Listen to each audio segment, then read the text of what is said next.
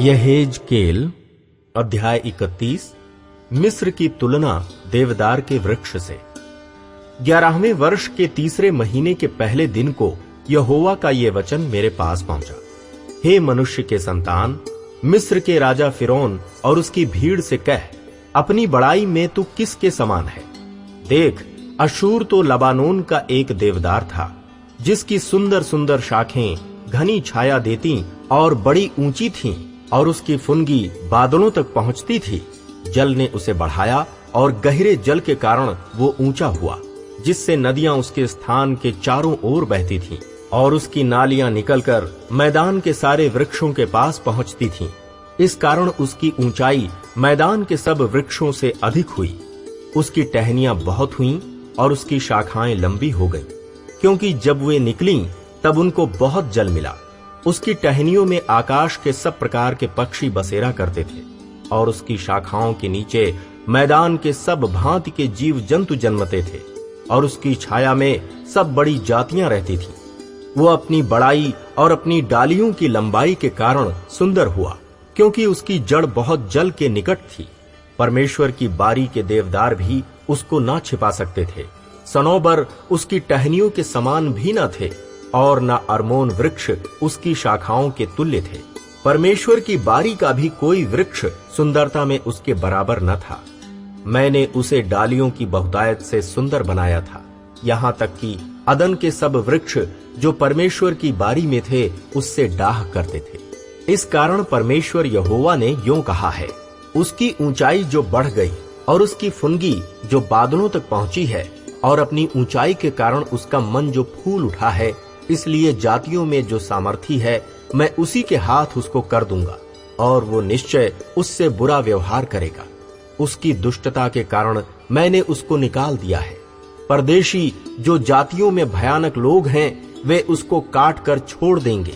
उसकी डालियां पहाड़ों पर और सब तराइयों में गिराई जाएंगी, और उसकी शाखाएं देश के सब नालों में टूटी पड़ी रहेंगी, और जाति जाति के सब लोग उसकी छाया को छोड़कर चले जाएंगे।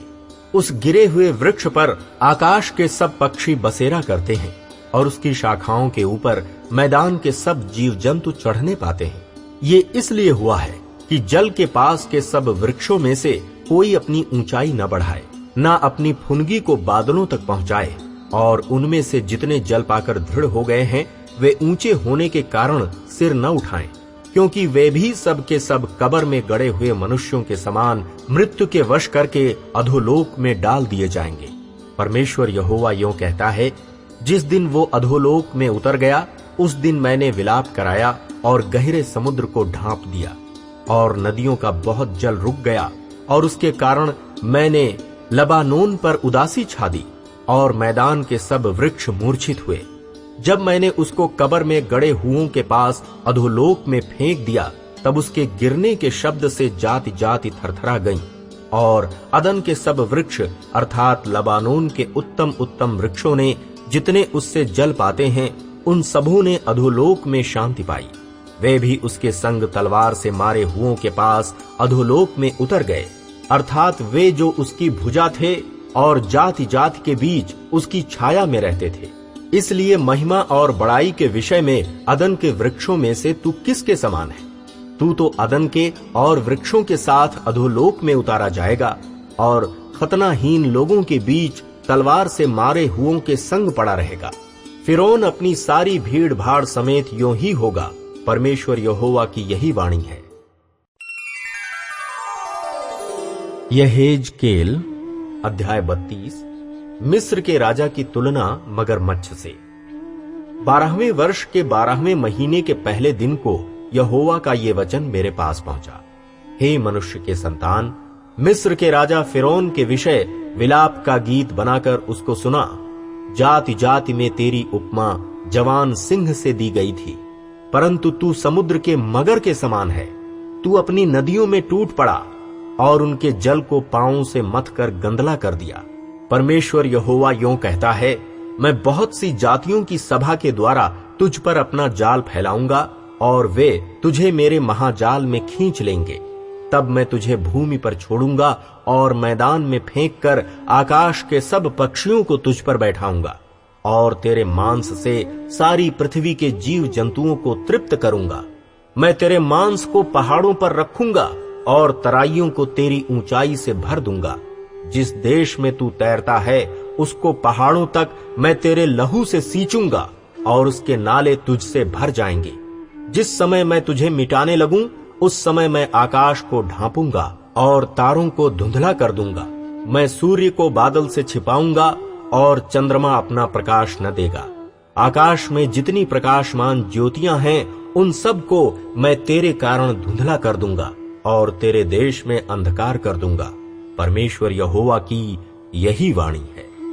जब मैं तेरे विनाश का समाचार जाति जाति में और तेरे अनजाने देशों में फैलाऊंगा, तब बड़े बड़े देशों के लोगों के मन में रिस उपजाऊंगा।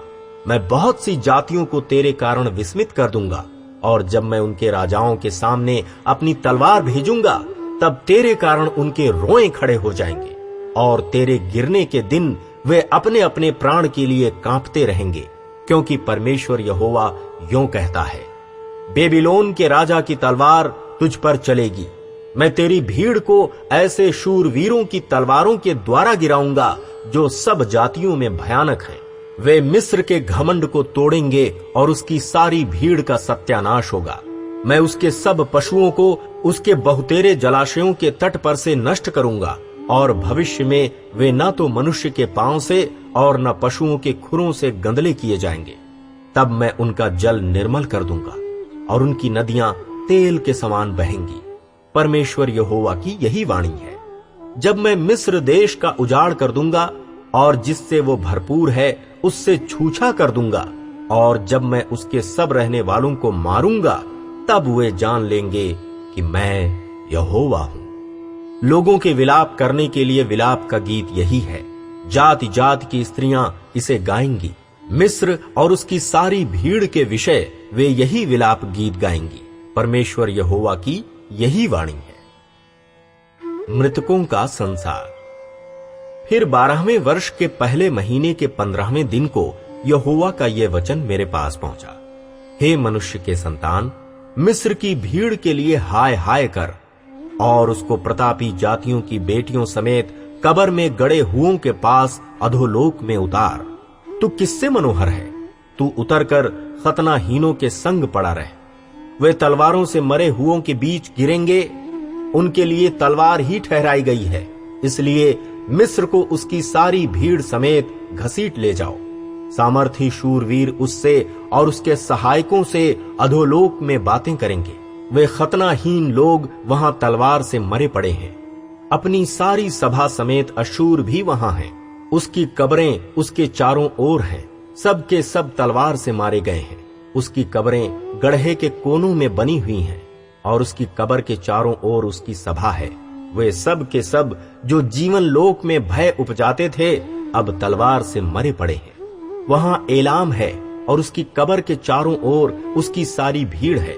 वे सब के सब तलवार से मारे गए हैं। वे खतनाहीन अधोलोक में उतर गए हैं। वे जीवन लोक में भय उपजाते थे, परंतु अब कब्र में और गड़े हुओं के संग उनके मुंह पर भी सियाही छाई हुई है। उसकी सारी भीड़ समेत उसे मारे हुओं के बीच सेज मिली। उसकी कब्रें उसी के चारों ओर है।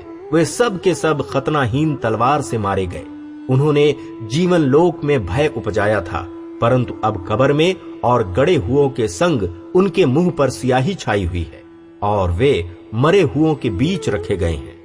वहां सारी भीड़ समेत मेशेक और तूबल हैं। उनके चारों ओर कब्रें हैं। वे सब के सब खतनाहीन तलवार से मारे गए, क्योंकि जीवन लोक में वे भय उपजाते थे। उन गिरे हुए खतनाहीन शूरवीरों के संग वे पड़े न रहेंगे, जो अपने अपने युद्ध के हथियार लिए हुए अधोलोक में उतर गए हैं। वहां उनकी तलवारें उनके सिरों के नीचे रखी हुई हैं और उनके अधर्म के काम उनकी हड्डियों में व्याप्त हैं, क्योंकि जीवन लोक में उनसे शूरवीरों को भी भय उपजता था। इसलिए तू भी खतनाहीनों के संग अंग भंग होकर तलवार से मरे हुओं के संग पड़ा रहेगा। वहां एदोम और उसके राजा और उसके सारे प्रधान हैं, जो पराक्रमी होने पर भी तलवार से मरे हुओं के संग रखे हैं। गड्ढे में गड़े हुए खतनाहीन लोगों के संग वे भी पड़े रहेंगे। वहां उत्तर दिशा के सारे प्रधान और सारे सीदोनी भी हैं, जो मरे हुओं के संग उतर गए। उन्होंने अपने पराक्रम से भय उपजाया था, परंतु अब वे लज्जित हुए और तलवार से और मरे हुओं के साथ वे भी खतनाहीन पड़े हुए हैं। और कब्र में अन्य गड़े हुओं के संग उनके मुंह पर भी सियाही छाई हुई है। इन्हें देखकर फिरौन भी अपनी सारी भीड़ के विषय में शांति पाएगा। हाँ, फिरौन और उसकी सारी सेना जो तलवार से मारी गई है, परमेश्वर यहोवा की यही वाणी है। क्योंकि मैंने उसके कारण जीवन लोक में भय उपजाया था, इसलिए वो सारी भीड़ समेत तलवार से और मरे हुओं सहित खतनाहीनों के बीच लिटाया जाएगा। परमेश्वर यहोवा की यही वाणी है।